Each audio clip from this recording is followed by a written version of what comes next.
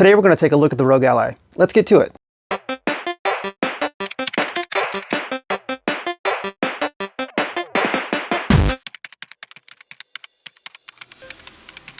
The ROG Ally Extreme is a Windows-based handheld gaming device. It has a 7-inch screen, a custom AMD APU, the Ryzen Z1 Extreme CPU, and a Radeon GPU. For RAM and storage, we're looking at 16 gigs of LPDDR5 RAM along with a 512 gig SSD. A couple of items worth calling out: the 7-inch HD LCD touchscreen runs at a resolution of 1920 by 1080 at 120 Hz. It has dual front-facing speakers, supports Bluetooth, has a headphone jack, uses Wi-Fi 6, and has a microSD card slot. First off, let's talk about the OOBE. For folks who are unfamiliar with what an OOBE is, it's the out-of-box experience you have from the time you take the device out of its packaging up to the point where you can actually use the device for its core purpose or for what it was advertised as. The out-of-box experience for the ROG Ally is very similar to setting up a new Windows-based laptop or tablet, and while it wasn't as easy as interacting with a proper laptop or tablet, I was able to get through the entire setup with just the built-in gamepad and touchscreen. Having said that, there were some sections of setup that were a bit problematic on the Ally, most having to do with UI elements not consistently responding to gamepad controls and having to jump between the controller and touchscreen quite a bit during setup. It's about right in the middle of "it just works" and too much hoop jumping. There were definitely some fidgety behaviors along the way. I wasn't planning on showing the OS setup parts of the OOBE in this video, but decided to condense the experience as much as I could because I think it's worth showing just how much there is. There are a lot of prompts to interact with, most of which feel laptop or PC centric, some update downloading and installing, which resulted in multiple reboots. I didn't time it, but based on the uncut versions of these videos, getting to the desktop took about 15 minutes from the time I first powered it on. It feels like a properly designed handheld SKU of Windows could streamline everything shown here into just one or two screens. If you're not comfortable with setting up a new laptop and are coming at the Ally from the perspective of someone who's just used to buying a new gaming device and being up and playing in a few minutes, then the initial setup here might feel pretty convoluted, because as far as Windows is concerned, you're setting up any old Windows device. Once you're at the desktop, you're working with a standard Windows setup. I highly recommend getting a USB hub so that you can plug in a mouse and keyboard to make everything from here on out easier. I'll leave a link in the description below to all the hardware that I have connected here in my setup. Just because we're finally at the desktop doesn't mean that we're good to go yet.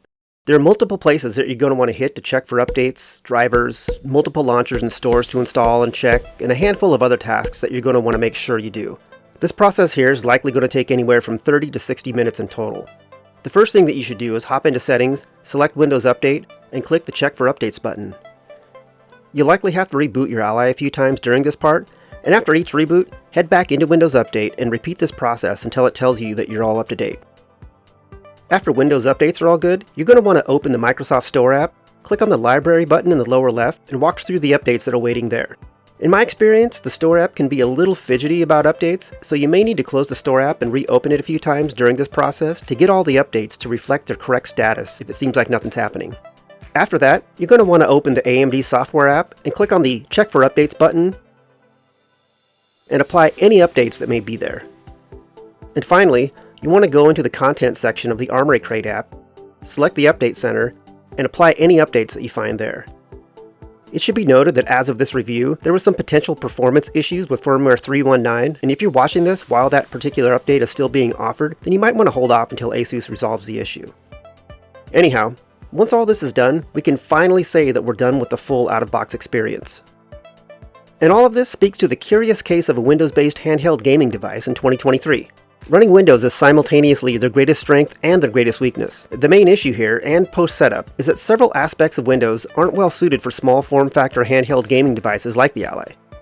This results in a lot of scenarios being better suited for a mouse and keyboard, and unless you're willing to put in a decent amount of manual work, dealing with these scenarios may or may not be part of the lifetime experience of the device, depending on how you plan to use it. But chances are, they'll never be entirely avoidable. If I were rating this on a scale of 1 to 10, I'd give the OOBE a 4. If it were a laptop proper, then the OOBE score would be a little bit higher, but it's not. And from a pure out-of-box experience standpoint for a handheld gaming device, it's just not as slick as setting up a Retroid or a Switch or even a Steam Deck.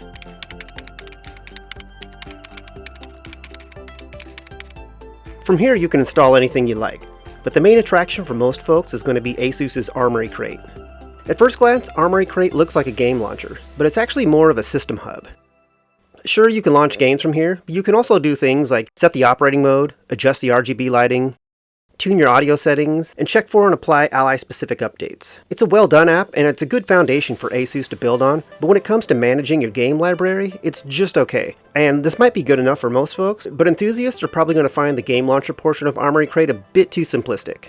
However, since this is a Windows device, we're not locked into Armory Crate as our only option for launching games. You can actually use Armory Crate to install Steam, and I can see some people using Steam Big Picture mode as their primary experience on the Ally. Steam's custom shortcuts are much more versatile than what you have access to in Armory Crate, and there's a whole host of options to incorporate things like emulated games and games from other stores directly into the Big Picture mode UI itself. I suspect that most enthusiasts are going to go this route. But even Big Picture mode has its limitations. Getting games from the Xbox app or PC Game Pass into the UI is very doable, but this takes a few extra steps. Your mileage may also vary with games from PC storefronts here as well. This is where something like Playknight comes in. Playknight is a super versatile launcher that scales incredibly well.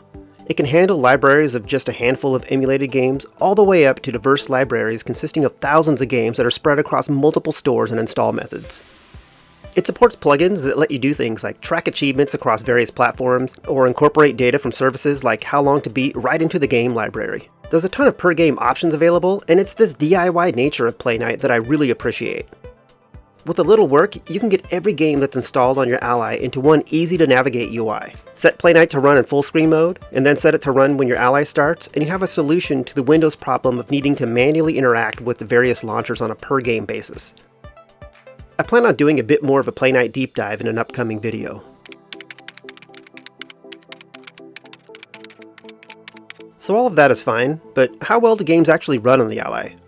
Well, pretty good for the most part. Your mileage may vary, but I found that most games were highly playable with a few tweaks to the in-game graphics settings. In general, for modern games, I found that setting graphics to medium and mixing in tech like FSR made for the best experience. I tinkered until I found the spot where the frame rates were acceptable and the game still looked good. And as far as frame rates are concerned, I'm going with how games felt here as a measure. I tend to not get too hung up on FPS number min-maxing once a game feels smooth. If the game feels smooth to the point where I'm not even thinking about the performance numbers, then I'm good. Plus, there are already plenty of great videos out there that go over perf numbers in depth.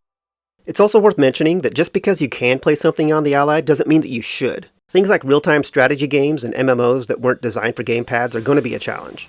This also goes for the UI and in turn the UX in some games. While a 7-inch screen is great for handheld, it's still only a 7-inch screen, and some PC games just aren't visually optimized to be played on a small screen like this. Steam has done a great job of making developers consider the experience of their game on a small screen, but your mileage is definitely going to vary here. So just keep this in mind when you're choosing games to play on the Ally. Since the Ally is capable of playing modern games, it should come as no surprise that it can emulate everything up through things like the Nintendo Switch and PS3 by way of Yuzu and RPCS3. I definitely wasn't able to crank the scaling on those up as high as I do on my main PC, but everything I tried was very playable once I found the right settings that felt good to me. It's also worth noting that the display looks great. It's easily on par with the Steam Deck. And while not as crisp as a Switch OLED, I prefer the Ally to the non-OLED Switch display. It fits nicely into the third-party docks that I have here, including the Steam Deck docking station. When using third-party docks to power the Ally, you might get a pop-up message telling you that you're not connected to an optimal power source, even when using the power supply that came with the Ally. Depending on the game, I was able to get anywhere from 1 to 3 hours out of the battery. And to be fair, this is almost identical to my experience with battery life on the Steam Deck. You're definitely going to want to be near a wall charger, or have a good-sized portable battery charger available if you plan on gaming on the go with the Ally.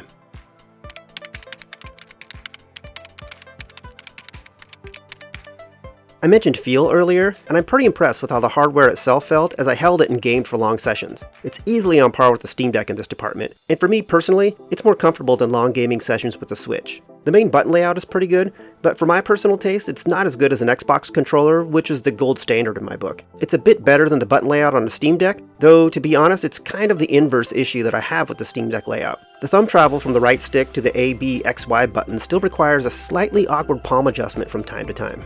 The D-pad is just okay. It might feel a tad squishy to some people, and I don't know how that translates to something like a fighting game, but for me, it's fine.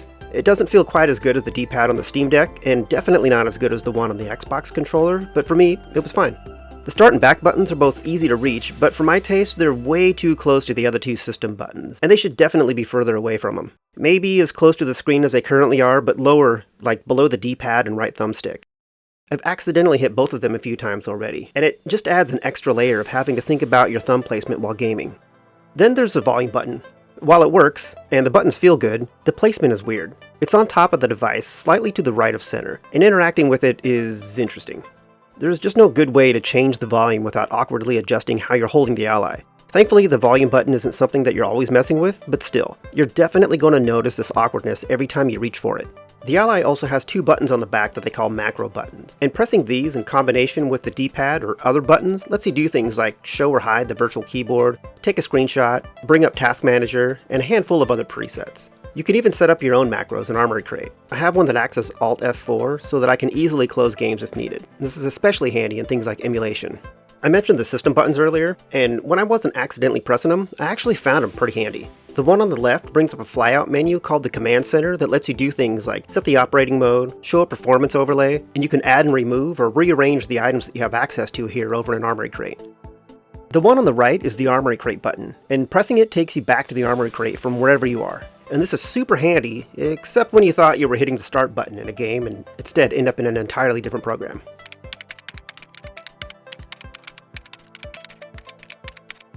So what are my overall thoughts on the ROG Ally? I really like it.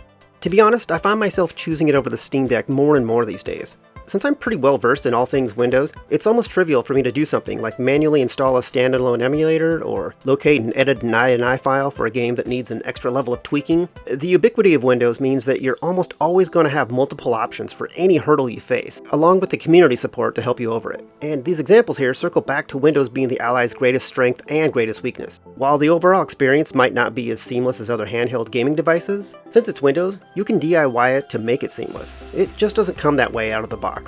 If you're not comfortable with tinkering with software to get things working just so, then the ROG Ally might not be for you. But on the flip side, if you're interested in handheld PC gaming, then there's almost no better place to start. The price is competitive with the Steam Deck, and at the time of this video, you can pick one up for $6.99. And ASUS has said that they're committed to supporting the Ally, which means that things are probably only going to get better from here on out. Considering everything we've gone over here, who is the Ally for?